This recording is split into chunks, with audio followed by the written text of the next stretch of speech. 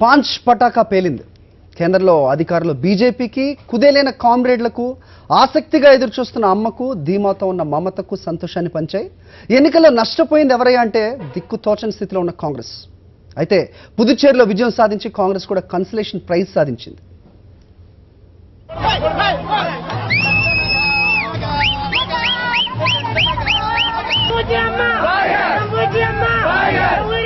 ఐదు రాష్ట్రాల ఎన్నికల్లో తమిళనాడు మినహా మిగిలిన చోట్ల ఊహించిన ఫలితాలే వచ్చాయి. తమిళనాట అమ్మ, బెంగాల్లో దీదీ ప్రభుత్వ వ్యతిరేకతను అధిగమించారు. తమిళనాడుకు సంబంధించి ఎగ్జిట్ పోల్స్ అంచనాలన్నీ తప్పాయి. గతంతో పోల్చితే సీట్ల సంఖ్య తగ్గినా సొంతంగానే అమ్మ తమిళనాడులో ప్రభుత్వం ఏర్పాటు చేయబోతున్నారు. విపక్షం డిఎంకే గట్టి పోటీ ఇచ్చినా చివరకు పురచ్చి తలైవీదే పైచేయింది. ఎంజీఆర్ తర్వాత వరుసగా రెండవసారి ముఖ్యమంత్రిగా గెలిచి జయలలిత రికార్డు సృష్టించారు. ఫలితాల వెల్లడి వరకు స్తబ్దుగా ఉన్న అన్నాడీఎంకే కార్యాలయం, అమ్మ నివాసం కార్యకర్తల కోలాహలంతో మార్మోగిపోయాయి. ఫలితాలు అమ్మకు అనుకూలంగా ఉన్నాయని తెలియగానే పెద్ద సంఖ్యలో కార్యకర్తలు, అభిమానులు తరలివచ్చారు.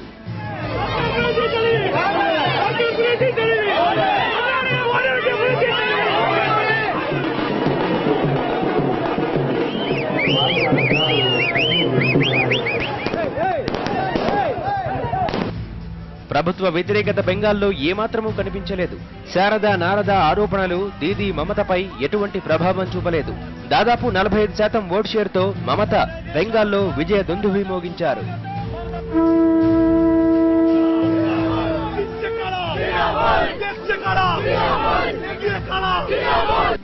అసోంలో 15 ఏళ్ల కాంగ్రెస్ పాలనకు బీజేపీ ముగింపు పలికింది. ముందుగానే సీఎం అభ్యర్థిని ప్రకటించడం, వ్యూహాత్మక ఎత్తుగడలు, ప్రచారం విషయంలో సీరియస్ గా వ్యవహరించిన కమలనాథులు సునాయాస విజయాన్ని సాధించారు. 126 స్థానాలున్న అసోం అసెంబ్లీలో బీజేపీకి సొంతంగా ప్రభుత్వం ఏర్పాటు చేసే సంఖ్యలో సీట్లకు కొద్ది దూరంలో నిలిచిపోయింది. మిత్రపక్షాలు రెండూ మంచి ఫలితాలు సాధించడం బీజేపీకి కలిసొచ్చే పరిణామం. असम की जनता को हृदय से आभार व्यक्त करते हैं कि लगभग 48-49% वोट देकर हमें एक अभूतपूर्व समर्थन असम की जनता ने दिया है। हम बहुत आभार है असम की जनता के प्रति। हमारे पार्टी के नेतृत्व, हमारे मुख्यमंत्री उम्मीदवार श्री सर्बानंद सोनोवाल जी के नेतृत्व में हमारे अच्छे नेता राज्य के, प्रदेश के श्री हेमंत बिश्व शर्मा और हमारे सारे सांसद, पार्टी के सभी पदाधिकारी, कार्यकर्ता बहुत मेहनत किए हैं इस विजय के लिए। उनके मेहनत का ही यह परिणाम है, ऐसा हम मानते हैं मित्रों। కేరళ ఓటర్లు తమ రెగ్యులర్ ట్రెండ్ను ఈసారి కూడా ఫాలో అయ్యారు. 5 ఏళ్లకోసారి ప్రభుత్వాన్ని మార్చే అలవాటును మార్చుకోలేమని మరోసారి తేటతెల్లం చేశారు. గత ఎన్నికల్లో కాంగ్రెస్ సారథ్యంలోని యూడీఎఫ్ కు పట్టం కట్టిన మలయాళ ఓటర్లు ఈసారి లెఫ్ట్ ఫ్రంట్ కు జేజేలు పలికారు.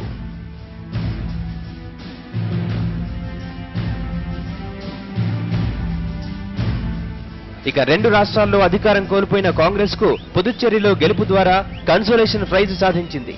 30 స్థానాలున్న పుదుచ్చేరి అసెంబ్లీలో కాంగ్రెస్ 15 చోట్ల విజయం సాధించింది. మిత్రపక్షం డిఎంకే 2 చోట్ల గెలిచింది.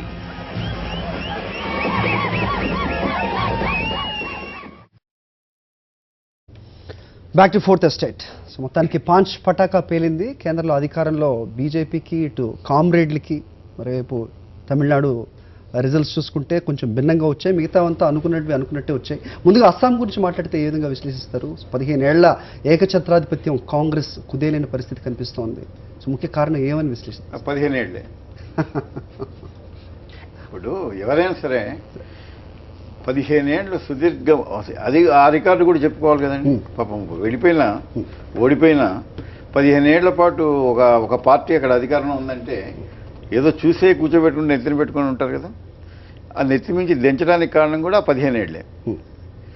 ఒక 5 ఏళ్ళు బ్రహ్మాండం చేస్తుంటారు, 2 5 ఏళ్ళు ఇలానే చేస్తారని చెప్పి ఆశతో వేస్తుంటారు, 3 5 ఏళ్లలో చేసి ఉండకపోవచ్చు, నిరాశతో ఇక లాభం లేదని చెప్పి వేరే పార్టీకి, అక్కడ కాంగ్రెస్ బీజేపీ అని కాదు నేను చెబుతున్నది ఏంటంటే ఏ పార్టీ అయినా నేర్చుకోవాల్సిన గుణపాఠాలు ఉంటాయి. ప్రత్యేకంగా అండి ఓటమి నుంచి నేర్చుకోవాల్సిన గుణపాఠాలు, గెలుపు నుంచి ఏముండదండి. గెలుపు నుంచి ఏముండదు, ఆ సంబరాలు చేసుకోవడంలో పాఠాలు నేర్చుకోవడం మర్చిపోతారు. కానీ ఓటమి చెందినప్పుడు మాత్రం ఎందుకు ఇలా జరిగిందని ఆలోచించుకోవాల్సినటువంటి అవసరం, అదొక నిజంగా వాళ్ళకి సావకాశం కూడా ఉంటుంది. 5 ఏళ్ల పాటు ఖాళీగా ఉంటారు కదా, అప్పుడు ఏంటి ఎందుకు ఇలా జరిగిందని చెప్పి ఆలోచించాలి. సో అంటే బీహార్లో చేసిన తప్పులు బీజేపీ ఇక్కడ చేయకుండా జాగ్రత్త పడింది అనుకోవచ్చు. బీహార్లో అక్కడ జరిగింది ఏంటంటే అందరూ కలిసికట్టుగా ఉంటే కొట్టచ్చు అని చెప్పి ఒక సిద్ధాంతం మీద వాళ్ళు వెళ్ళారు. ఆ ప్రయత్నం ఇప్పుడు కూడా జరిగింది ఈ బై ఎలక్షన్స్లో కూడా. కానీ అంత ఎఫెక్టివ్గా పనిచేయలేదు. ఎందుకంటే అక్కడ బీహార్ ఓటర్లు కొన్నింటిని పట్టించుకోలేదు అసలు. అంటే మంచి సుపరిపాలన కంటే కూడా సమర్థతకు ఎక్కువ. అంటే వీడ్రా ఏదో అంటారు చూసారా, మా వీడ్రా బుజ్జి మనగాడని చెప్పేది సార్ డైలాగ్ లాగా, వాళ్ళకి కావాల్సిన విధంగా పరిపాలన అందించటం, వాళ్ళకి కావాల్సిన పరిపాలన వీళ్ళంచడం, వాళ్ళకి అవసరమైన విధంగా రీతిగా, అంటే సమర్థత. ఇప్పుడు మామూలుగా మనం చాలా తెలియగలవాడు సమర్థుడు శ్రీరామచంద్రుడు లాంటి భర్తలను చూస్తుంటాం. పక్కింట్లో వాడు ఏం చేసినా కూడా సమర్థుడు రా, పిల్లల్ని చదివించాడు, చేశాడు, మంచి సంబంధం చూశాడు, ఈ మా ఆయన ఉన్నాడు ఎందుకు, ఆ టైప్లో వస్తున్నది ప్రజల మనస్తత్వం అంతా కూడా. అది అక్కడ వచ్చినప్పుడు బీహార్లో అదే జరిగింది. సమర్థుడు రా, గట్టివాడు ఏమైతే ఉంది, గట్టిగా చేయగలుగుతారు అనే పద్ధతిలో పోయినాడు. అందుకే నితీష్ కుమార్ అంత నిప్పుని పక్కన పెట్టి అంతకంటే ఎక్కువ అతనికి ఎందుకు వచ్చినాయి లాలు యాదవ్కి. అసలు అన్నిటికంటే ముఖ్యమండి, అసలు అధికారం ఉన్న పార్టీలు చేసే తప్పిదాలే అధికారంలో లేని పార్టీలను అధికారంలో తీసుకొస్తాయని చెప్పి నాకు అనిపిస్తుంది. వీడు చేసే తప్పులే వాడికి శ్రీరామ రక్షగా మారుతున్నాయి అని చెప్పి. మొత్తం 5 రాష్ట్రాల్లో చూసినప్పుడు మనకు నిజంగా చెప్పుకోవాల్సింది పేర్కొనదగిన విజయం అండి పశ్చిమ బెంగాల్లో. ఎందుకంటే వాళ్ళు 30 ఏళ్ల పైచీలకు ఒకటా రోజా అసలు అలా అప్రతిహతంగా సాగినటువంటి కమ్యూనిస్టు కూటమి అధికారం అక్కడ. అలాంటి అధికారాన్ని వాళ్ళు చేజార్చుకున్నారు. సరే, అది వాళ్ళ పొరపాట్లు కదా. కానీ తర్వాత కూడా ఈవిడ మళ్ళీ వాళ్ళని కాదని చెప్పి రావడం పై ఏమన్నా బ్రహ్మాండమైనటువంటి ఉందంటే శారదా స్కాములు అన్ని రకరకాల వ్యవహారాలు బయటకు వచ్చినా కూడా ఇంకా మమతా బెనర్జీ మీద విశ్వాసం పెట్టినారంటే దానికి 2 కారణాలు ఏంటంటే, అంతకుముందు 33 దశాబ్దాల పైగా కమ్యూనిస్టులు నిరాడంబరత, సింప్లిసిటీ, వాళ్ళ ముఖ్యమంత్రుల భార్యలు కూడా సిటీ బస్సులో తిరగడం ఇవన్నీ చూశారు. ఈవిడ ఆ విషయంలో మించిపోయింది. ఆవిడ ఇంకా simple than the word simple అన్నట్టుగా ఆవిడ ఉంది. శారదా నారదా స్కామ్లు ఏవి కూడా మమతా బెనర్జీ మీద ఏమీ చేయలేదు. పైగా ఆవిడకి వాళ్ళు వచ్చిన మెజార్టీ కానీ అన్నిటికంటే దారుణం ఆ కమ్యూనిస్ట్ పార్టీ 3వ స్థానానికి పడిపోవడం అన్నాడు పరిపాలించారు. ఇంకా ఏదో కొత్త ఊపిరి పీల్చుకుంది కాంగ్రెస్. నిజంగా చెప్పాలంటే 45 స్థానాలు ఎప్పుడో బీసీ రాయ్ టైంలో ఎప్పుడో విన్నాం కాంగ్రెస్ అట్లా ఉండేది.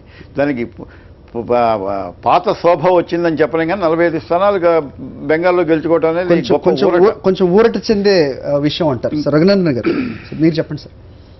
బీజేపీలో మొత్తానికి అస్సాం గత 2-3 సార్లుగా ట్రై చేస్తున్నారు. ఫస్ట్ టైం పవర్లోకి వచ్చారు. మొత్తానికి ఈశాన్య రాష్ట్రాల్లో మనం ఇప్పుడున్న దేశ పరిస్థితుల్లో ఈశాన్య రాష్ట్రాల భద్రత అనేది ప్రతి ఒక్కళ్ళు నిజంగా ఎవరన్నా మాట్లాడితే ఈశాన్య రాష్ట్రాల గురించి అది మాట్లాడుతున్నారు. ఈ క్రమంలో బీజేపీ ఇప్పుడు అక్కడ అధికారంలోకి రావటం, సో మిగతా అన్ని రాష్ట్రాల రిజల్ట్స్ కూడా తీసుకుంటే బీజేపీకి అనుకూలం. రాజ్యసభలో మెజారిటీ రావాలన్నా లేకపోతే బిల్లులు కానీ ఇవన్నీ పాస్ చేయించాలన్నా ఇప్పుడున్న పరిస్థితి మాత్రం మీకు అనుకూలంగానే ఉంది. సో ఏ విధంగా చూస్తున్నారు? భారతీయ జనతా పార్టీకి ఇప్పుడు ఎన్నికలు జరిగినటువంటి 5 రాష్ట్రాల లోపల గతంలో ఎక్కడ కూడా మెజారిటీ కానీ పరిపాలించినటువంటి పరిస్థితులు కానీ భారీ సంఖ్య లోపల శాసనసభ్యులు ఉన్నటువంటి పరిస్థితి కానీ లేదు. అన్నీ ఇక్కడ ఎన్నికలు జరిగినటువంటి 5 రాష్ట్రాల లోపల కూడా భారతీయ జనతా పార్టీ గడ్డు పరిస్థితిలోనే ఉంది. అక్కడ ప్రారంభమైన మేము దాదాపు ఎంతో కొంత పురోగమనం సాధించడం చెప్పడం లోపల ఎట్లాంటి సందేహం లేదు. భారతీయ జనతా పార్టీ బలపడుతుంది అనే దిశగా మా అడుగులు పడ్డాయి. 5లో మేము ఎక్కడ లేము. మీరు చెప్పినటువంటి అస్సాంలో కూడా 5 ఉండేది. 5 నుంచి ఇలా అధికారంలో దాకా వచ్చింది అస్సాం లోపల కూడా భారతీయ జనతా పార్టీ. మిగతా రాష్ట్రాలలో 0 స్థానాల నుంచి కొన్ని స్థానాల్లో, కొన్ని రాష్ట్రాల్లో 2, కొన్ని రాష్ట్రాల్లో 1, కొన్ని రాష్ట్రాల్లో 3 అట్లా డిఫరెంట్గా పురోగమనం అయితే చెందినట్టు కనబడతా ఉంది. సో కాశ్మీర్ నుంచి కన్యాకుమారి దాకా అటు అస్సాం నుంచి ఇటు అటక్ వరకు అన్ని రాష్ట్రాలకు విస్తరించాలనుకున్నటువంటి భారతీయ జనతా పార్టీ తన పార్టీ క్యాడర్ని పెంచుకోవాలనుకున్నటువంటి చేసినటువంటి ప్రయత్నంలో సఫలీకృతమైనట్టుగానే మేము పార్టీ పరంగా మేము భావిస్తాం. శ్రీనివాసరావు గారు చెప్పినట్టు అధికారంలో పార్టీ అస్సాం గురించి మాట్లాడితే వాళ్ళు చేసిన తప్పిదాలే మీ గెలుపుకి కారణమైనయా, లేకపోతే నిజంగా మీరు ఏదైతే స్లోగన్తో వెళ్తున్నారో అక్కడ ప్రధాని ఎక్స్టెన్సివ్గా అక్కడ ప్రచారం చేసిన దాకా ఇది కూడా చూసాం నేపథ్యం. ఇప్పుడు మీరు ఇందాక మాట్లాడుతూ ఎవరికి దోచిన రీతిలో వాళ్ళు అన్వయించుకుంటారు మిత్రమా. బీహార్ లోపల ఎదురు దెబ్బ తాకింది, ఢిల్లీ లోపల ఇంకేదో బోర్లా పడ్డారు, ఒకసారి గెలిచి 2వ గెలవంగానే వీళ్ళే ప్రధానమంత్రులు అయిపోతారు. ఇట్లా చాలా విషయాలు చాలా మంది ఒపీనియన్స్ చెప్తూ ఉంటారు. ఎవరి ఒపీనియన్ వారిది. I don't want to deny your opinion or somebody else opinion. Me opinion మీకు ఉంటుంది. లైలాని చూడాలంటే ఎవరి కళ్ళతో చూడాలి? మజ్ను కళ్ళతో చూడాలి. మిగతా అందరికీ కూడా లైలా అంత అందంగా కనబడదు, నచ్చకపోవచ్చు. మీకు ఇలాంటి వాళ్ళకి లైలాని నచ్చకపోవచ్చు, మజ్ను కళ్ళతో చూస్తే చాలా గొప్పగా కనబడుతుండొచ్చు. అందుకని ఏ పార్టీ అయినా ఆ పార్టీ క్యాడర్లోంచి చూసుకున్నప్పుడు చాలా స్పష్టంగా కనబడుతూ ఉంటుంది. భారతీయ జనతా పార్టీ 5 రాష్ట్రాల్లో ఎక్కడ లేదు. కేరళలో బోనీ చేయదని చెప్పినారు, బోనీ చేసినాం. తమిళనాడు, వెస్ట్ బెంగాల్ 0 స్థానాలలోంచి కొంత ముందుకు వచ్చినాం, పురోగమనం సాధించినాం. Assam is a peculiar state. మీకు జమ్మూ కాశ్మీర్ తర్వాత 2011 సెన్సెస్ తీసుకుంటే 37% ముస్లింలు ఉన్నటువంటి ఒక రాష్ట్రం అది. పోయిన పార్లమెంట్ ఎన్నికలలో వచ్చినటువంటి ఓట్ల కంటే పోయిన పార్లమెంట్ ఎన్నికలలో కూడా అస్సాంలో మాకు వచ్చినాయి 36.8% ఓట్లు వస్తే ఇప్పుడు వచ్చినటువంటి ఓట్లు 49% ఓట్లకు పెరిగినాం. So it is a great achievement on the part of Bharatiya Janata Party. ఒక కొత్త రాష్ట్రాన్ని మేము అధికారంలోకి రాగలిగినామంటే మేము చేసినటువంటి కృషి లోపల కొంతమేరకు మేము సఫలీకృతమైనట్టుగానే మేము భావిస్తూ ఉన్నాం. దీనికి నాంది 2014 పార్లమెంట్ ఎన్నికలలోనే మేము 14 పార్లమెంట్ స్థానాలకు గాను 7 స్థానాలు గెలుచుకున్నప్పుడే అక్కడ ప్రజల వాతావరణం 3 మాకు అనుకూలంగా ఉంది అని అనుకున్నాం. ముందే ఇక్కడ మిగతా అన్ని రాష్ట్రాలతో కూడా ఒకటి మనం గమనించాల్సింది ఏంటంటే హరి గారు, ఎక్కడైతే బలమైనటువంటి నాయకులు మమ్మల్ని పరిపాలించగలుగుతారు, వీరి ద్వారా మాకు రక్షణ ఉంటుంది, వీరి ద్వారానే మాకు న్యాయం జరుగుతుంది అని ప్రజలు నమ్ముతా ఉన్నారో, irrespective of parties and reasons, people have voted for them. ఇప్పుడు మమతా విషయం లోపల ప్రత్యామ్నాయాన్ని అక్కడ కాంగ్రెస్ కానీ అటు వామపక్షాలు కానీ చూపెట్టలేకపోయినాయి. మమతా బెనర్జీ ముఖ్యమంత్రిగా ఉంటే ఇగో ఈమెకు పోటీగా లేదా మా పార్టీ నుంచి ఈయన ముఖ్యమంత్రి క్యాండిడేట్ అని చెప్పుకోవడానికి అక్కడ ఒక బలమైనటువంటి నాయకుడు ప్రత్యామ్నాయంగా చూపించలేకపోయినారు కాబట్టి అక్కడ ప్రజలు అటువైపే పోయినట్టు కనబడుతూ ఉంటాయి. తమిళనాడులో కొంత ప్రత్యామ్నాయం ఉన్నప్పటికీ కూడా కరుణానిధి గారి వయసు కావచ్చు, వారికి ఉన్నటువంటి ఇబ్బందులు కావచ్చు, కుటుంబంలో అంతర్గత జరుగుతున్నటువంటి కలహాలు కావచ్చు, లేదా రకరకాలు కావచ్చు, ఆల్ ఫ్రీస్ అని చెప్పిన అమ్మ కావచ్చు, అక్కడ మందుల దగ్గర నుంచి, ఉప్పు నుంచి, వైఫై దగ్గర నుంచి, స్కూటీల కాడ నుంచి, స్కూటీలో వేసే పెట్రోల్ కాడ నుంచి రకరకాలుగా ఆమె ఆల్ ఫ్రీ ప్రకటించింది కాబట్టి ఇంకొక రకమైనటువంటి మార్పు వచ్చి ఉంటుంది. సో అక్కడ రిజల్ట్స్ కూడా మీకు అనుకూలమే. నేనేమంటున్నాను, దాన్ని మీరు అన్వయించుకున్న రీతిని బట్టి ఉంటుంది సార్. అట్లా నేనేమంటున్నాను, ఆమె పరిపాలనకి ప్రజలు అక్కడ ఓట్లు వేస్తున్నారు. ఆల్ ఫ్రీ ఇస్తే జనం ఓట్లు వేస్తారు, లాస్ట్కి రైతుల రుణమాఫీ కూడా చేసేస్తానని చెప్పింది ఆమె. సో ఎన్నికలలో ఇట్లా కొన్ని ఆకర్షణీయమైన పథకాలను పెట్టి రెండోసారి ఆమె అధికారంలో రావడంలో సఫలీకృతమైంది. 3 దశాబ్దాల తమిళనాడు చరిత్రను మార్చేసగలిగింది. అక్కడ బలమైన నాయకుడిగా సోనోవాల్ని మేము అస్సాం లోపల 7 ఏళ్ల నుంచి చెప్తూ వచ్చినాం. ఆయన నాయకత్వంలోనే రేపు పార్టీ పనిచేస్తుంది, రేపు గెలిస్తే వారే ముఖ్యమంత్రి అవుతారనేటువంటి రీతి లోపల చాలా స్పష్టంగా చెప్పినాం కాబట్టి అక్కడ మాకు ఇదైంది. అదే తమిళనాడులో కానీ కేరళలో కానీ మేము ప్రత్యామ్నాయంగా ఇతను మా ముఖ్యమంత్రి అభ్యర్థి లేదా భారతీయ జనతా పార్టీకి అవకాశం ఇవ్వండి, ఈయన చేయగలుగుతామని చెప్పడానికి అక్కడ కొంత స్థానికంగా ఉంటున్నటువంటి నాయకత్వం ఆ రీతి లోపల ప్రిపేర్ కాలేదు. ఇంకా అంత పొటెన్షియాలిటీ అక్కడ మా పార్టీ కనబడలేదు. అందుకని ప్రజలు క్వైట్ న్యాచురల్గా అక్కడ ఉన్నటువంటి ప్రాంతీయ పార్టీల వైపు మొగ్గు చూపినట్టు కనబడతా ఉంటుంది. ఏదేమైనా ఈ 5 ఎన్నికల ఫలితాలు భారతీయ జనతా పార్టీ ఇంకొంచెం విస్తరించడానికి, బలం పుంజుకోవడానికి ఒక కొత్త రాష్ట్రాన్ని, మీరు చెప్పిన నార్త్ ఈస్టర్న్ స్టేట్స్లో ఒక రాష్ట్రాన్ని కైవసం చేసుకోవడానికి ఈ ఎన్నికలలో మా పార్టీ నాయకత్వం చేసిన కృషి కొంతమేర సఫలీకృతమైందని భావించారు. Right sir. రుద్రాజు, సో మొత్తాన్ని చూస్తే ప్రతి ఒక్కళ్ళు చెప్పే విషయం అదే, ఒక్క వెస్ట్ బెంగాల్లో తప్ప, అది కూడా లెఫ్ట్ పార్టీలతో కలిసి మీరు చేసిన దాంట్లో వాళ్ళకంటే ఎక్కువ సీట్లు మీకు వచ్చిన నేపథ్యం మాత్రమే చూస్తున్నాం, కానీ మిగతా ఎక్కడ కూడా ఈ ప్రామినెన్స్ లేదు. ఈ నాయకులు చేసిన ప్రచారం కూడా ఏమాత్రం ఫలితాలను ఇవ్వలేకపోయింది. అంటే అస్సాంలో ఏంటంటే, అస్సాంలో నేను వ్యక్తిగతంగా పనిచేశాను. అక్కడ 17 నియోజకవర్గాల్లో ఎన్నికల పరిస్థితులు వెళ్ళడం జరిగింది. కంజుగుట్టుగా 3 టైమ్స్ కాంగ్రెస్ రావడం జరిగింది. 15 సంవత్సరాల పరిపాలన చూసిన తర్వాత జనం న్యాచురల్గా మార్పు అనేటువంటిది డెఫినెట్గా చూస్తూ ఉంటారు. రెండోది, అస్సాంలో జరిగినటువంటి పోలరైజేషన్లో అస్సాం గణ పరిషత్, భారతీయ జనతా పార్టీ, అస్సాం గణ పరిషత్, బోడో, ఈ ముగ్గురు, బోడో పీపుల్స్ ఫ్రంట్, ఈ ముగ్గురు కలిసినటువంటి ఓట్లు కాంగ్రెస్ పార్టీ సింగిల్గానే అక్కడ కంటెస్ట్ చేసినటువంటి నేపథ్యం. దీంట్లో బేసికల్గా యాంటీ కాంగ్రెస్గా వచ్చినటువంటి మూమెంట్ తోటి వచ్చినటువంటి పార్టీ అస్సాం గణ పరిషత్. మనం కీన్గా పరిశీలిస్తే ఏఐయుడిఎఫ్ ఏదైతే ఉందో అది కూడా కొంచెం దోహదపడింది అనుకోవచ్చా బీజేపీ విజయానికి? వాళ్ళకి ఎప్పుడు 15 నుంచి 18 వరకు వాళ్ళ సీట్లు ఉంటాయి, వాళ్ళ టార్గెటెడ్ గ్రూప్స్. ఆల్మోస్ట్ అతను అంతవరకు చేయగలిగాడు. అతను ఆ అవుట్ఫిట్, దాని ఎలక్షన్ పోలరైజేషన్ వేరు, దాని సెగ్మెంట్స్ వేరు, దాని ఓటింగ్ రేంజ్ వేరు, అతను కంటెస్ట్ చేసింది వేరు. ఇక్కడ ఏం చేయగలిగారు, ఇప్పుడు 3 పొలిటికల్ పార్టీస్ కలిసి యాంటీ కాంగ్రెస్ ఓటుని జాగ్రత్తగా కన్సాలిడేట్ చేసినటువంటి అడ్వాంటేజ్ వాళ్ళకు ఉంది. At the same time Bharatiya Janata పార్టీకి సొంతంగా అక్కడ లీడర్ ఏం లేరు. ఈవేళ వాళ్ళు ప్రకటించినటువంటి ముఖ్యమంత్రి క్యాండిడేట్ సోనోవాల్ అనేటువంటి ఆయన ఏజీపీ నుంచి వచ్చినటువంటి లీడరే. ఆయన మొన్నటి వరకు 2011 ముందు అతను ఏజీపీ అస్సాం కాంగ్రెస్లో వినండి, ప్రఫుల్ కుమార్ మహంతా, బృకుమార్ పూకాంత్, వీళ్ళంతా కూడా ఒక సెట్ ఆఫ్ దినేష్ గోస్వామి, వీళ్ళందరూ వచ్చినటువంటి దాంట్లో నుంచి వచ్చినటువంటి వ్యక్తే. సరే, ఈరోజు రాజకీయాల్లో మార్పులు జరుగుతూ ఉంటాయి, వారు ఇటు వచ్చారు, కేంద్రంలో ఉన్నారు. ఇదే సో భారతీయ జనతా పార్టీ 2 అంశాలు ఇక్కడ మనం ఓటింగ్ ఎనాలిసిస్ చేస్తే, డెసిషన్ అయిపోయిన తర్వాత దాని గురించి ఎవరేం చెప్పినా దాని ఏం పెద్ద ఇష్యూ కాదు. టికెట్ ఎవరు మీరు నేను మార్చలేం. అభ్యర్థిని బట్టి Political- పూర్తిగా చెప్పలేం కదండి. ఇప్పుడు పొలిటికల్ అనాలిసిస్ వచ్చేటప్పటికి పార్టీదే ఉంటుంది, అభ్యర్థి ఏముంటుంది, ఎవరిని ముఖ్యమంత్రి చేస్తే ఢిల్లీలో ప్రకటించారు పలానా ముఖ్యమంత్రి క్యాండిడేట్ అని, ఏం జరిగింది అక్కడ, ఏం జరిగింది, బీహార్లో ప్రకటించలేకపోయారు, ఏం జరిగింది. So that makes lot of difference. Here the clear cut issue is political combinations, permutations. దీంట్లో సక్సెస్ఫుల్గా ఆపరేట్ చేయగలిగారు, యాంటీ కాంగ్రెస్ ఓటుని జాగ్రత్తగా చీలిపోకుండా చేయగలిగారు, దాంట్లో సక్సెస్ అయ్యారు. డెఫినెట్గా మనం ఇచ్చేయవలసి వస్తుంది. At the same time Congress party 3 పర్యాయాలు ఉండడం మూలాన్ని నేను వ్యక్తిగతంగా నేను ఫీల్డ్గా ఉన్నప్పుడు చూశాను. అన్నీ మాట్లాడిన తర్వాత వాళ్ళు ఒక్కసారి అవకాశం ఇస్తే ఏముంటుందో చూద్దాం అనేటువంటి నేపథ్యం ఉంది. తర్వాత మోడీ గారు ఇప్పుడు 2 సంవత్సరాల అధికారంలోకి వచ్చిన తర్వాత జనంలో చాలామంది ఏమనుకున్నది ఏంది, 2 కదా సంవత్సరాలు అయింది, ఇంకా 3 సంవత్సరాలు ఉంది కదా. అక్కడ నేను పనిచేసినటువంటి నార్దర్న్ బ్యాంక్ ఆఫ్ బ్రహ్మపుత్ర రివర్లో డెఫినెట్గా వాళ్ళు 2 ఇష్యూస్ చెప్పారు. మోడీ గారు మీటింగ్ వచ్చినప్పుడు ఒకటి, బంగ్లాదేశీలు ఎవరైతే ఉన్నారో వాళ్ళు ఎవరిని కూడా లోపలికి రానివ్వనని చెప్పారు. అది జరగలేదు. రెండోది, అక్కడ గవర్నమెంట్ ఆఫ్ ఇండియా ఒక పెద్ద ప్రాజెక్ట్ కడుతోంది, ఒక నేషనల్ ప్రాజెక్ట్ ఒకటి కడుతోంది. దాని ద్వారా ఈ గ్రామాలన్నీ ముంపు ఉన్నాయి. ఈ ముంపు గ్రామాలన్నీ కూడా ఇది కాకుండా నేను ప్రాజెక్ట్ను ఆపుతానన్నారు. సో దాని వరకు ప్రజలు క్లియర్, ఆ 2 కూడా చేయలేదనేటువంటి క్లియర్లోనే ఉన్నారు. But at the same time 15 సంవత్సరాలు ఇక్కడ కంటిన్యూస్గా పరిపాలన చేసింది కాబట్టి ఒకసారి ఛాన్స్ ఇద్దామనేటువంటిది జరిగింది. అలాగే ఈ యాంటీ ఓట్ బ్యాంక్ని అంతా పోలరైజేషన్ చేసుకున్నారు. ఇంకా మిగిలిన రాష్ట్రాలకు వచ్చినప్పుడు కాంగ్రెస్ ఉన్నటువంటి యూడీఎఫ్, ఎల్డీఎఫ్ ఎప్పుడు చూస్తూనే ఉన్నాం మనం. ద డిఫరెన్స్ లాస్ట్ టైం కూడా నాట్ ఈవెన్ 1%. సో 72 ఒకళ్ళకి వచ్చాయి, 68 ఒకటికి వచ్చాయి.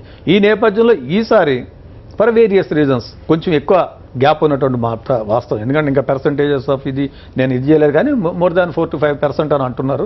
So if that is the case డెఫినెట్గా ఇంట్రోస్పెక్షన్ చేసుకోవాలి. ఏ రాజకీయ పార్టీ అయినా, కాంగ్రెస్గా మేము కానీ, భారతీయ జనతా పార్టీగా వారు కానీ, ఎనీ పొలిటికల్ పార్టీ. శ్రీనివాసరావు గారు చెప్పినట్టు ఓటమి నుంచే పాఠాలు లేలే, ఓటమి అనేటువంటిది అది జరగడం మంచిది కూడా. ఫ్యూచర్లో దృష్టిలో పెట్టుకుని మార్పు అనేటువంటిది అవసరము. పొలిటికల్ పార్టీగా దాన్ని అనలైజ్ చేయాలి, దాన్ని అడ్మిట్ కూడా చేయాలి. ప్రజలు మాకు వెరిడిక్ట్ ఇచ్చినప్పుడు మేము ఆల్రెడీ కాంగ్రెస్ ప్రెసిడెంట్ సోనియా గాంధీ గారు, రాహుల్ గాంధీ గారు కూడా చెప్పారు ఇదేమేది కానీ. సో వెస్ట్ బెంగాల్కి వచ్చినప్పుడు వెస్ట్ బెంగాల్లో కాంగ్రెస్ ఏం దెబ్బతినలేదు. చాలా మంది చెప్తున్న విధంగా మా సీట్లు మాకున్నాయి. లాస్ట్ టైం కూడా we're there in between 40 and 45. ఈసారి కమ్యూనిస్టులతో లాస్ట్ టైం మమతా బెనర్జీ కాంగ్రెస్ చేశారు. 2011 ఎన్నికల్లో మమతా బెనర్జీ గారు కాంగ్రెస్ అలయన్స్లో చేశారు. ఈసారి కమ్యూనిస్టులు వీళ్ళు అలయన్స్లో చేసినా మా ఓట్ బ్యాంక్ మాకుంది. మిగిలిన రాష్ట్రాలన్నింటిలో కూడా ఇంతో అంతో మేము డెఫినెట్గా ఉన్నాం. సో 20 కోట్ల మంది ప్రజలకు జరిగినటువంటి ఎన్నిక. ఇప్పుడు మనం ఈ 5 రాష్ట్రాలకు సంబంధించిన ఎన్నికని భారతీయ జనతా పార్టీ చాలా లైట్గా తీసుకుంటున్నారు. ఎందుకంటే మేము అక్కడికి వచ్చాము, కాశ్మీర్ నుంచి కన్యాకుమారి వరకు మా ప్రస్థానం వచ్చింది, కేరళలో వచ్చాము, తమిళనాడులో వచ్చాము. 20 కోట్ల మందికి జరిగినటువంటి ఎన్నిక, సుమారు 18 నుంచి 19 కోట్ల ఎలక్టరేట్ ఎన్నుకున్నటువంటి నేపథ్యంలో స్మాల్ నెంబర్. 2 సంవత్సరాలు అయింది అధికారంలోకి వచ్చి. మీరు దేశంలో ప్రధానమంత్రిగా మీకు అబ్సల్యూట్ మెజారిటీ ఇచ్చారు. మీ ఇంపాక్ట్ ఏదైనా ఉంటే మీరు పెరగాలి కదా. భారతీయ జనతా పార్టీ మీద బలమైనటువంటి ముద్ర ఉంది, అది హిందీ బేస్డ్ పార్టీ అనేటువంటిది. మళ్ళీ ఇప్పుడు ఒకసారి సదరన్ ఇండియాలో ఉన్నటువంటి పరిస్థితిని చూస్తే కొంతవరకు ప్రూవ్ అయిందా అనేటువంటి ఇది వస్తుంది. ఎందుకంటే మనం ఇక్కడ తమిళనాడులో చేయలేకపోయారు, కేరళలో చేయలేకపోయారు, మొదలైందని వాళ్ళు చెప్పుకుంటున్నారు. అదే నేననేది ఏంటంటే మీ దగ్గర అబ్సల్యూట్ మెజారిటీ ఉండి 25 సంవత్సరాల తర్వాత గవర్నమెంట్ ఆఫ్ ఇండియాలో మోడీ గారి కరిష్మా కానీ, అమిత్ షా గారి చాతుర్యం కానీ ఇదంతా ఉన్నటువంటి నేపథ్యంలో ఇంకా బాగా చేసి ఉండాలి. మీరు సక్సెస్ అయి ఉంటే మీ దగ్గర గవర్నమెంట్ ఆఫ్ ఇండియా ఉంది, స్కీమ్స్ ఉన్నాయి, అయినా కూడా మీరు చేయలేకపోయారంటే డెఫినెట్గా మీరు కూడా ఎంతో కొంత ఆలోచించుకోవాలి. మా తరపున మేము కాంగ్రెస్ పార్టీగా మేము రెడీగా ఉన్నాం, దీన్ని మేము స్వీకరించాము, మేము ఇంట్రోస్పెక్షన్ చేసుకుంటాం. ఆ దిశగా మేము దీన్ని మళ్ళీ స్ట్రెంగ్తన్ చేసుకోవడానికి సంస్థాగతమైనటువంటి చర్యలన్నీ కూడా తీసుకోవడం జరుగుతుంది. 10 నిమిషాలు వారు మాట్లాడితే 1 నిమిషం వారి పార్టీ గురించి మాట్లాడుకోవడానికి వారికి శాతం కావట్లేదు. 9 నిమిషాలు పక్కన ఉన్న వాళ్ళని తిట్టడానికి కేటాయిస్తాను. This is very unfair. నేను అట్లా మాట్లాడదలుచుకుంటే నేను చెప్పాలంటే కాంగ్రెస్ ఖతమైపోయిందని చెప్పుకోవాలి. 5 2 పోగొట్టుకున్నారు మీరని చెప్పాలి. కాంగ్రెస్ ముక్త భారత్ అని నరేంద్ర మోడీ గారు ఇచ్చిన పిలుపుకి ప్రజలు స్పందించినారు, సానుకూలంగా ఉన్నారు. ఈ దేశానికి 5 దశాబ్దాలు ప్రధానమంత్రులు ఉన్న మీకు తమిళనాడులో దిక్కు దివానం లేదు, దాని గురించి చెప్పుండ్రి. మా గురించి మాట్లాడుతున్నారు, గురించి ఎందుకు చూసుకుంటలేరు? మీ గురించి 5 దశాబ్దాలుగా మీరు ఏం చేశారు అక్కడ? తమిళనాడులో మీ స్థితి ఏం చెప్పండి? ఇందిరాగాంధీ ఉన్నప్పుడు మీ స్థితి ఏంది? రాజీవ్ గాంధీ ఉన్నప్పుడు మీరు ఏం చేయగలిగారు? బీహార్ లో మీరు మా గురించి ఎందుకు మాట్లాడుతున్నారు? ఫెయిల్యూర్ అని చెప్పుకోండి. మీ గొప్పతనం మీరు చెప్పారు. అధికారం పర్సెంటేజ్ ఆఫ్ ఓట్లు డబ్బులు పెట్టారు, ఎలక్షన్ చేశారు, సార్ ఎక్కడ గెలవగలిగారు? ఏ రాష్ట్రంలో ఇది మీకు కూడా వర్తిస్తుందని మీరు గుర్తుంచుకోవాలి. 5.5 దశాబ్దాల అధికారంలో ఉన్న మీకు తమిళనాడులో మీ స్థాయి ఏందో చెప్పుండ్రి. తమిళనాడులో ఎందుకు మాట్లాడుతూ ఉన్నారు? మీ స్థానం మీరు చెప్పారు. తమిళనాడులో మీరు ఏం చేశారు? తమిళనాడు మీ స్టార్టెడ్ అవర్ జర్నీ అని చెప్పారు కాబట్టి ఇప్పుడు అలా మేము ఇప్పుడు 2014 మోడీ గారు ఒక నిమిషం రుతురాజు గారు, నరేంద్ర మోడీ గారు ఇచ్చిన పిలుపుకి ప్రజలు స్పందిస్తున్నారు. మీ చేతిలోంచి ఇంకో 2 రాష్ట్రాలు పోయినాయి, మా చేతిలోకి ఇంకొక రాష్ట్రం వచ్చింది. ఈ గణాంకాలను విశ్లేషించాలంటే భారతీయ జనతా పార్టీ బలపడుతుంది, కాంగ్రెస్ పార్టీ ఖతమైంది. నేను మీ అంతా మాట్లాడాలనుకుంటే, విమర్శించాలనుకుంటే, ఎదురుకున్నాడు తప్పులే చూడాలనుకుంటే మీ వీపు మీకు కనబడతలేదని చెప్తా చేసుకుంటాం. బీజేపీ కూడా చేసుకోవాలి, ఇంత శ్రమ పడే వాళ్ళకి వచ్చింది ఏంటి అనేది మీరు ప్రశ్నిస్తున్నారు. రఘునందన్ గారు కూడా మాట్లాడుతున్నారు. సిపిఎం కేంద్ర కమిటీ సభ్యులు శ్రీనివాసరావు గారు ఢిల్లీ నుంచి మనతో ఉన్నారు. ఆయనతో మాట్లాడే ముందు చిన్న బ్రేక్ వెళ్దాం. Will get back to you. చిన్న బ్రేక్ తీసుకుందాం సార్.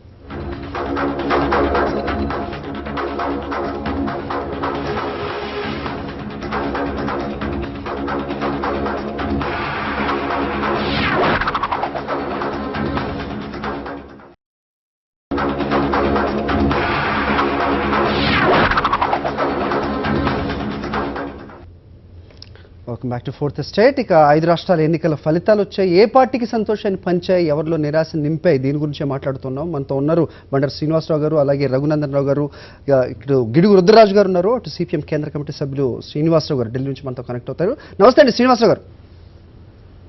నమస్తే శ్రీహర్ గారు. సార్, సో మాట్లాడుతున్నాం, ఫలితాలు ఏ పార్టీకి సంతోషాన్ని ఇచ్చాయి, ఎవరికి నిరాశ నింపాయని. ఇటు వెస్ట్ బెంగాల్ కానీ ఇటు కేరళలో చూసుకుంటే మీ పరిస్థితి ఏంటి అని ప్రశ్నిస్తున్నారు. 30 ఏళ్లు నిర్విఘ్నంగా సాగిన మీ ప్రయాణం ఇంతటితో ముగిసిపోయేటట్టేనా, మీ పార్టీ మళ్ళీ లేస్తుందా అనే ప్రశ్నలు లేవనెత్తున్నాయి.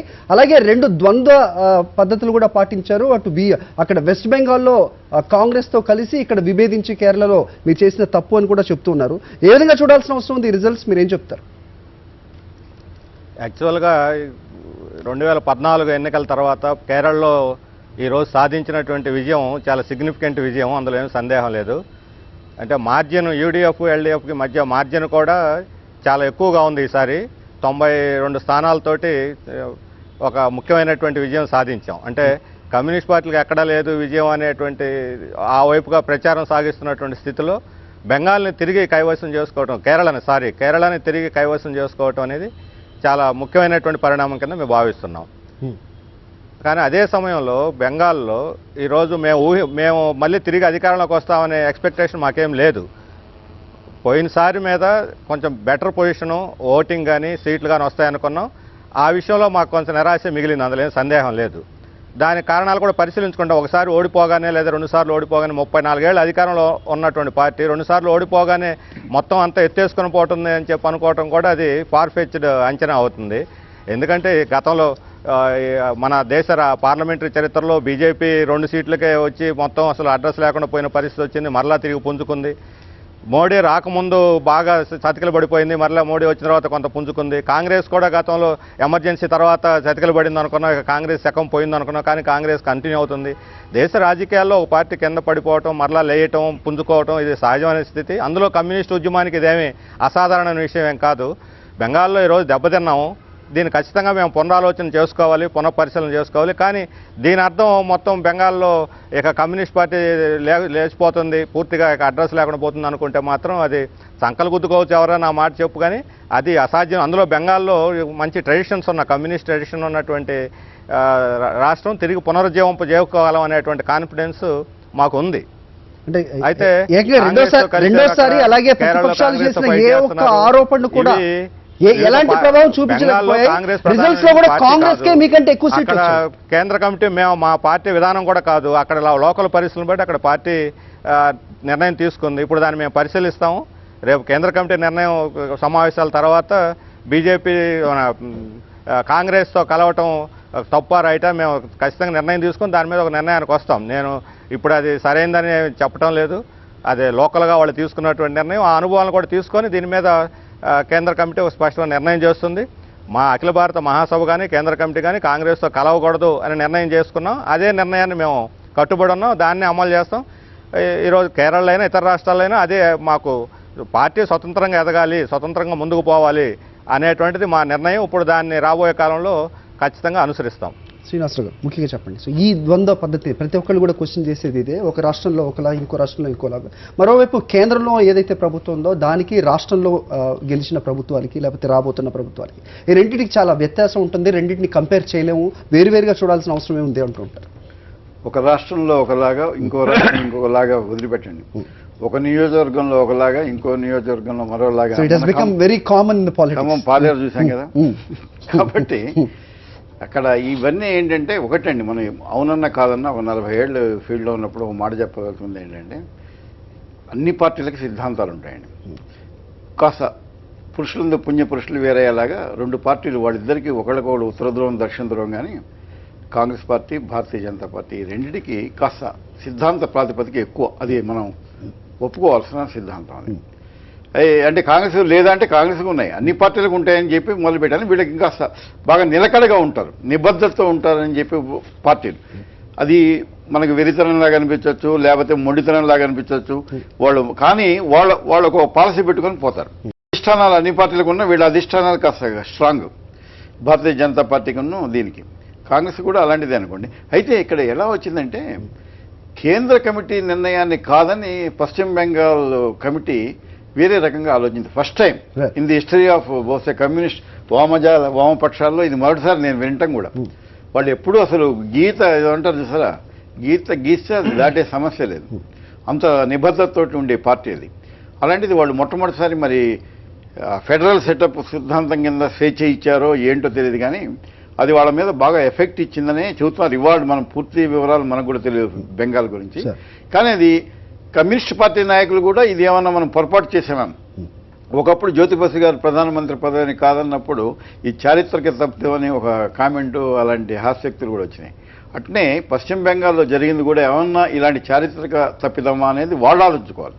ప్రతి పార్టీ వాళ్ళు ఆల్రెడీ వాళ్ళ కేంద్ర కమిటీ మీట్ అవుతున్నది, జరగాల్సినవన్నీ మాట్లాడతారు, కానీ అసలు ఈ పార్టీ ఆ పార్టీని కానీ ఒక మాట 5 రాష్ట్రాలు ఎన్నికల తర్వాత ఒక మాట చెప్పగలుగుతుందండి. నాకు విచిత్రంగా అనిపించింది ఉదయం నుంచి జరిగిన సంభాషణలు, వాళ్ళు చేసిన స్టేట్మెంట్ చూస్తే ఒక రాష్ట్రంలో ఓడిపోయినారు, ఒక రాష్ట్రంలో గెలిచారనుకోండి. ఆ రాష్ట్రంలో ఓడిపోయిన రాష్ట్రంలోనేమో ప్రజలు వాళ్ళని సరిగ్గా గుర్తించలేదు అన్న పద్ధతిలో, లేదా వాళ్ళు అవతల వాళ్ళు ధన ప్రవాహంతో లేకపోతే అధికార ప్రలోభాలతోటి గెలిచారంటున్నారు. గెలిచిన చోట మాత్రం ప్రజలు మమ్మల్ని మన్నించారు, గౌరవించారు, గుర్తించారని చెబుతున్నారు. ఈ ద్వంద్వ విధానానికి స్వస్తి చెప్పాలి అన్ని రాజకీయ పార్టీలు. నేను అందుకే పేర్లు పెట్టకుండా చెప్పాను, ఉదయం నుంచి చూస్తున్నాను. ఎందుకంటే ఓడిపోయిన దాన్ని హుందాగా ఒప్పుకోవాలి. నేను 1962లో జరిగిన హెడ్డింగ్ నిక్సన్ ఓడిపోతాడు, కెనడీ గెలుస్తాడు అమెరికా ఎన్నికల్లో. దాంట్లో పెట్టిన హెడ్డింగ్ ఏంటి తెలుసా, 8 కాలాల హెడ్డింగ్ పెట్టాడు. అమెరికా అధ్యక్షుడిగా జాన్ ఫిట్జెరాల్డ్ కెనడీ ఎన్నిక, ఓటమిని అంగీకరిస్తూ నిక్సన్ ప్రకటన. సెకండ్ హెడ్డింగ్ అదనమాట. దాంట్లో హుందాతనం ఉందండి. ఓడిపోయినంత మాత్రం నేను భారతీయ జనతా పార్టీని మనం 2 సీట్లలో చూసాం, ఇవాళ అది హయ్యెస్ట్ మెజార్టీతో ఉంది. కాబట్టి కమ్యూనిస్టులు అండి ఒకప్పుడు 1967లో వాళ్ళు అసలు దేశం మొత్తం గెలుస్తారని చెప్పి, అదే కదా మొట్టమొదటి కేరళ ప్రభుత్వాన్ని పడగొట్టి జవహర్లాల్ నెహ్రూ గారి టైంలో మొట్టమొదటి మొదలైంది కేంద్ర అధికారాన్ని పెట్టి రాష్ట్రపతి పరిపాలన పెట్టడం. కాబట్టి ఏంటంటే వాళ్ళ అవతల వాళ్ళ తప్పులు కూడా వీళ్ళకి కొన్ని కలిసి వస్తాయి. కాబట్టి ఎప్పుడైనా పడ్డవాడు ఎప్పుడు పడ్డచోటనే ఉండడు, గెలిచిన వాడు ఎప్పుడు ఆ శిఖరాగ్రం మీద ఉండడనే ఒకటి గుర్తుపెట్టుకోవాలి. ఇవాళ కాంగ్రెస్ని మనం కన్సలేషన్ ప్రైజ్ ఇచ్చిన వాళ్ళు కూడా మళ్ళీ ఒలింపిక్ గేమ్లో ఉన్నారు. కాబట్టి అంటే ఇక్కడి నుంచి చేయాల్సింది ఏంటంటే ఒకటే మాట వీళ్ళందరికీ చెప్పేది, ఏ పార్టీకైనా మనం తిరుపతి పోగానే కనపడుతుంది, ధర్మాన్ని మీరు రక్షించండి, ఆ ధర్మం మిమ్మల్ని కాపాడుతుంది. అట్లే మీరు ప్రజల్ని నమ్మండి, ప్రజల్ని విశ్వాసంలో తీసుకోండి, అప్పుడు పార్టీలను ప్రజలు విశ్వాసంలో తీసుకుంటారు. Right sir. ఇక బీజేపీ గురించి చూసుకుంటే హిమాచల్, ఉత్తరాఖండ్, కర్ణాటక తర్వాత ఇప్పుడు అస్సాం కూడా ఒకటి జాయిన్ అయింది. Right sir. మీకు ఏ విధంగా అంటే ఇంకా మిగతా రాష్ట్రాల్లో కూడా ఇది ఇంతకుముందు మనం మాట్లాడుకున్నట్టు రాజ్యసభలో ఇటు జీఎస్టీ కానివ్వండి లేకపోతే మహిళా బిల్లు అంటున్నారు, వీటన్నిటికీ అడ్డంకులు కొన్ని తొలగిపోతాయనే ఆశాభావం మీకు ఉందంటారు సార్ దీంతో రిజల్ట్స్? అంటే కొంత అస్సాంలో గెలవడం అనేది ఖచ్చితంగా భారతీయ జనతా పార్టీకి ఒక పాజిటివ్ రిజల్ట్. మిగతా రాష్ట్రాల్లో కూడా గెలవడానికి మేము ప్రయత్నం చేస్తాం. మిషన్ 7 స్టేట్స్ పేరిట ఖచ్చితంగా తెలంగాణ కానీ, కేరళ కానీ, కర్ణాటక కానీ, తమిళనాడు కానీ ఇట్లా కొన్ని రాష్ట్రాల్లో కొంత మెరుగైనటువంటి ఫలితాల కోసం ప్రయత్నం చేస్తా ఉన్నారు. ఇప్పుడు ఏ రాజకీయ పార్టీ అయినా విస్తరించాలనే కోరుకుంటారు. తను ఉన్న స్థానమే ఎక్కువైపోయింది, ఇంకా పక్క రాష్ట్రాలకు పోదు, సీట్లు పెంచుకోవద్దని ఎవరు అనుకోరు. రైట్. అంటే ఇంతకుముందు రుద్రరాజు గారు చెప్పినట్టు కేంద్ర ప్రభుత్వంలో మీరు ఉన్నారు, మీ పథకాలు ఇలా ముందుకు తీసుకెళ్తున్నారు, ఎక్స్టెన్సివ్గా ప్రచారం చేస్తున్నారు. అయినా ఇటు వెస్ట్ బెంగాల్లో తీసుకుంటే 3 లేకపోతే ఇక్కడ సౌత్లో తీసుకున్న పరిస్థితి ఏ విధంగా ఉంది, ఇంకా పుంజుకోవాల్సిన అవసరం ఉంది, మీరేం చంకలు దుద్దుకోవాల్సిన అవసరం లేదు అంటూ రుద్రరాజు గారు మాట్లాడడం. నేను ఏమంటున్నాను, 6 దశాబ్దాలు ఈ దేశాన్ని పరిపాలించినటువంటి కాంగ్రెస్ పార్టీ కూడా వెస్ట్ బెంగాల్లో ఏం చేసిందో చూసినారు. ప్రాంతీయ పార్టీలు బలంగా ఉన్నటువంటి చోట జాతీయ పార్టీలకు ఉన్నటువంటి ఇబ్బందులు ఏందనేది వారికి తెలుసు, దేశ ప్రజలందరికీ కూడా తెలుసు. తమిళనాడులో ఏఐడిఎంకే డిఎంకేలు వచ్చిన తర్వాత కాంగ్రెస్ పాత్ర ఏముందనేది కూడా తెలుసు. మమ్మల్ని అడుగుతున్నారు కదా 2 ఏళ్లలో మీరు అధికారంలో ఉండి ఏం తెచ్చుకున్నారు తమిళనాడులో అని. మీరు 7-8 సార్లు ప్రధానమంత్రుల నుండి ఏం తెచ్చుకున్నారు తమిళనాడులో అనేటువంటి అస్సాంలో ఒక నిమిషం, అస్సాంలో భారతీయ జనతా పార్టీ క్లెయిమ్ చేసుకుని ఇది మా గొప్పతనం, మా వల్ల అస్సాం వచ్చింది, కేంద్రం మా పరిపాలన అనే రిఫరెండంగా భావిస్తున్నప్పుడు దాన్ని మీరు తమిళనాడులో కానీ వెస్ట్ బెంగాల్లో కానీ ఓన్ చేసుకోవాల్సిన అవసరం ఉంది. ఒక రాష్ట్రం, ఇందాక శ్రీనివాసరావు గారు చెప్పారు, ఒక రాష్ట్రంలో ఒకలాగా ఒక రాష్ట్రంలో ఒకలాగా మేము ఓడిపోయాం, మేము కాదని ఇప్పుడే కాదు ఈ పార్లమెంట్ ఎన్నికల్లో కూడా ఓడిపోయాం. దాన్ని మేము అడ్మిట్ చేస్తున్నాం, మా లీడర్షిప్ ఆల్రెడీ చెప్పింది. మీరు ఏం చెప్పారు, మీరు గడిచినట్టు కొద్ది రోజులుగా మీరు ఉత్తరప్రదేశ్లో, మీరు హర్యానాలో గెలిచారు, మీరు దాన్ని ఓన్ చేసుకున్నారు, బీహార్లో గెలిచారు, ఓడిపోయారు, డిజోన్ చేసుకున్నారు, ఢిల్లీలో ఓడిపోయారు, డిజోన్ చేసుకున్నారు, గుజరాత్లో లోకల్ బాడీస్లో కాంగ్రెస్ పార్టీ వేళ స్వీప్ చేసింది. ముఖ్యమంత్రి గారు గతంలో ముఖ్యమంత్రిగా ప్రధానమంత్రిగా ఉన్నటువంటి వారి దగ్గర.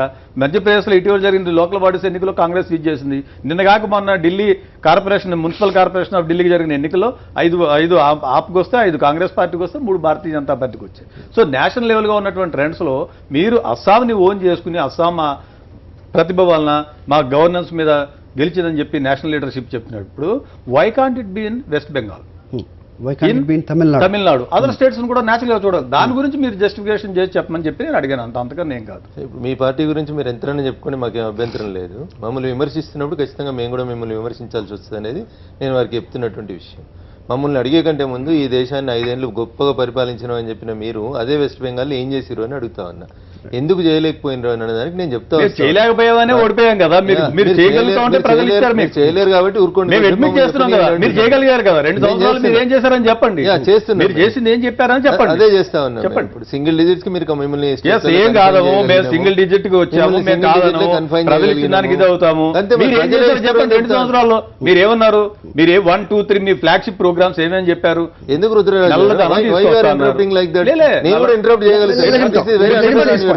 సీనియర్ పొలిటీషియన్ ఎందుకంత తొందరపడతా ఉన్నారు, ఎందుకంత ఉలికి పడతా ఉన్నారు, ఎందుకంత ఉలికి పడతా ఉన్నారు? మీరు మాట్లాడితేనే మీకు అంత ఉలికి ఆయన కూడా చెప్పారు. దాన్ని ఓటమిని చూశారు, ఇప్పుడు ఓటమిని అంగీకరించారు.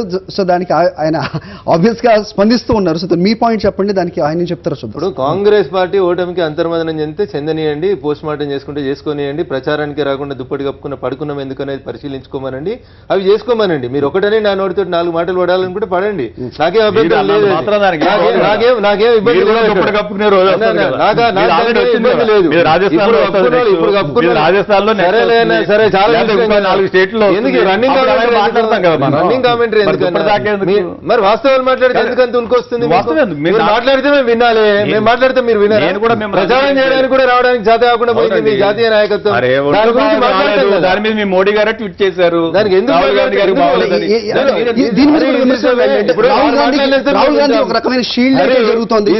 వారు మాట్లాడలేదు సార్, మేము వినాలి, మేము మాట్లాడగానే వారు రన్నింగ్ కామెంటరీ మొదలు చెప్తారు.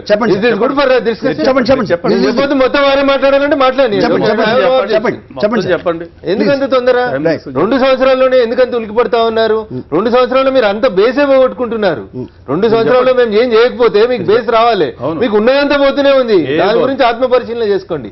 వినండి రుద్రరాజు గారు, మేము మాట్లాడిన తర్వాత మీరు మాట్లాడండి. Ample opportunity to say whatever you want to say. మీ పునాదులు పోతా ఉన్నాయి, దాని గురించి మా గురించి ఎందుకు బురద వెళ్తా ఉన్నారు? వీఆర్ డూయింగ్ లెవెల్ బెస్ట్ అని చెప్తా ఉన్నాం, మేము బాగా చేసుకుంటా ఉన్నాం అని చెప్తా ఉన్నాం.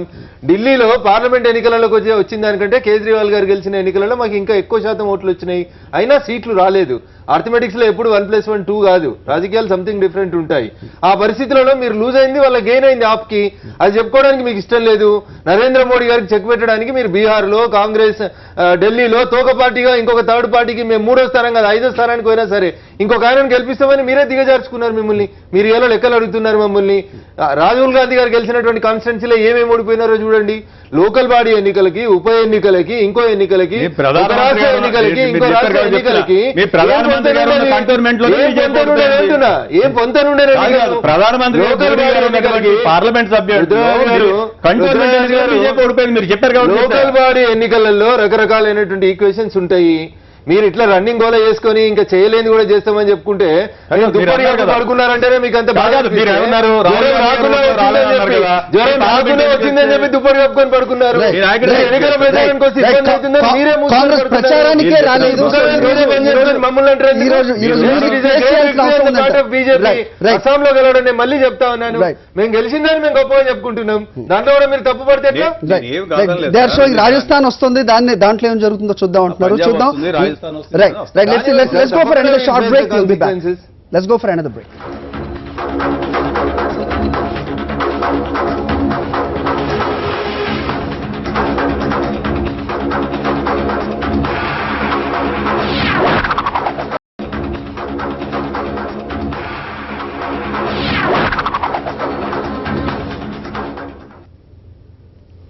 రైట్. పాంచ్ పటాకా పేలింది. 5 రాష్ట్రాల్లో ఫలితాలు వెలువడ్డాయి. వాటిపై మనం విశ్లేషిస్తున్నాం. ఇక్కడ మనకి అతిథులు కూడా ఉన్నారు. బండ శ్రీనివాసరావు గారు. ఇక తమిళనాడు గురించి మాట్లాడదాం సార్ ప్రత్యేకంగా. సో ఈ రోజు కూడా ఎవరు అనుకోనిది ఓటర్ల సరళి మనం చూసుకుంటే కనుక వాళ్ళ పద్ధతి ఎప్పుడు కూడా ఒకసారి ఆదరించిన పార్టీని మరోసారి ఆదరించని పరిస్థితి మనం చూసాం. ఫస్ట్ టైం ఆఫ్టర్ ఎంజీఆర్ అనుకుంటాను ఇప్పుడు జయలలిత గారు రెండోసారి సీఎంగా కూర్చోబోతున్నారు. అంటే ఒక రకంగా చెప్పాలంటే ఈ ఎగ్జిట్ పోల్స్ ఫలితాలన్నీ ఏదో ఒకటి తప్పిస్తే మిగతా అన్ని కూడా జయలలిత విజయాన్ని ఎవరు ప్రిడిక్ట్ చేయాల, దాదాపు ఓడిపోతున్నట్టుగా చెప్పారు. అదే టైంలో వాళ్ళకి తుఫాన్ పట్టుకుంది ఈ 3 రోజుల్లోనే. ఆవిడ నిజంగా గవర్నమెంట్లో ఉండి ఏం చేయాలో తెలియని ఉక్కిరి బిక్కిరే పరిస్థితి. ఒక పక్క ఫలితాలేమో వ్యతిరేకంగా వచ్చేటట్టున్నాయి. కానీ చూడండి పొలిటికల్ వెదర్ కూడా ఎంత అన్ప్రిడిక్టబుల్గా ఉంటుందో నేను చెబుతున్నాను. దానికోసం ఈ తుఫాన్ని పోల్చాల్సి వచ్చింది. అంతా అయిపోయింది అనుకున్న టైంలో తిరగబడింది. అంటే ఒక చాణక్య అనే ఛానల్ తప్ప మిగతా ఏది కూడా మనకు మామూలుగా పబ్లిసిటీ రావడం కానీ చర్చలు కానీ 3 రోజుల పాటు చర్చల్లో ఆమె రైట్ ఆఫ్ చేసే మాట్లాడారు అందరూ కూడా. అయిపోయింది ఆమె ఓటమి కారణాలు ఏంటి కూడా విశ్లేషించకుండా పోయినాను. అందుకే నేను చెప్పింది ఏంటంటే ఈ 3 రోజుల వ్యవధి వల్ల ఈ చూసిన సినిమానే మళ్ళీ చూసిన అనుభూతి కలుగుతుంది. ఎందుకంటే చర్చలన్నీ వీటి మీద నడిచినాయి. ఆమెను ఓడిపోయినట్టే మాట్లాడుకున్నాం మనం. ఓడిపోవడానికి కారణాలు కూడా విశ్లేషించి దాని కారణాలు కూడా చెప్పాం. బహుశా అవన్నీ ఆవిడ విన్నారు. అలా నేను చెప్పేది తిరగబడింది. అక్కడ తమిళనాడులో మామూలుగా ఏంటంటే అట్టు తిరగేసే సాంప్రదాయం ఉంటుంది వాళ్ళకి. అట్టు దోశ ఉత్తప్పం ఇవన్నీ చాలా స్పెషాలిటీస్ కదా. అలా ఒకసారి ఇటు ఒకసారి అట్టు కాలాలంటే అది ఒకేవైపు ఉండకూడదు కదా. ఆ టైంలో చేస్తారు వాళ్ళు. కానీ ఇది సేమ్ టైం ఈసారి కూడా అలానే జరుగుతుంది, మళ్ళీ మారుస్తారనుకున్న టైంలో అదొక పెద్ద చరిత్ర. ఒకవేళ డిఎంకే గెలిచినా కూడా ఒక పెద్ద చరిత్ర ఏదండి. రాజగోపాలాచారి తర్వాత మళ్ళీ అంతటి కురువృద్ధుడు ఒక ముఖ్యమంత్రిని చూడాల్సి వచ్చింది మనం. Right sir. అంటే ప్రజల్లో కూడా ఆయన అంటే అంత ప్రచారం చేసిన తర్వాత అంత అలాంటి వయసులో కూడా ఒకసారి ఒక రకమైన సానుభూతి వచ్చింది అని చెప్పొచ్చు. అలాంటిది విజయకాంత్ ఫ్యాక్టర్ ఇక్కడ కీ ఫ్యాక్టర్. విజయకాంత్ ఒకవేళ ఆయన ఒకరిని ఓడించడానికో ఒకరిని గెలిపించడానికి పనికొచ్చే క్యారెక్టర్లు కొన్ని ఉంటాయి పార్టీలు కూడా. వాళ్ళ పని వాళ్ళంతా వాళ్ళు సొంతంగా గెలుస్తారని కాదు. వాళ్ళు చిన్న ట్రంప్ కార్డు లాంటి వాళ్ళు. 2 ముక్కలు పడితే 3వ ముక్కలాగా పెట్టి చూపెట్టడానికి పనికొచ్చే కార్డు అది. విడిగా వాళ్ళకి డిఎంకేకి అలానే ఇవాళ జరుగుతున్నది అక్కడ ఏంటంటే చూడండి. ఇప్పుడు మీరు మామూలుగా అర్బన్ ఓరియంటెడ్ అది అర్బన్ ఏరియాస్లో జరిగిన పోలింగ్లు అన్నింటిలో కూడా మద్రాసులో పర్టికులర్గా ఇక్కడ 11 చోట్ల ఎంత చోట్ల డిఎంకే గెలిచింది. బహుశా నేను అనుకోవటం ఏంటి ఈ సర్వేల వాళ్ళు కూడా పట్టణ ప్రాంతాలకు పరిమితమై చేశారని అనిపించింది. మళ్ళీ రూరల్ ఏరియాస్ అంతా కూడా ఏఐడిఎంకే ఉంది. అమ్మ అని చెప్పి ఎక్కువగా అర్బన్ సెక్టార్లో మాత్రం డిఎంకే ఉంది.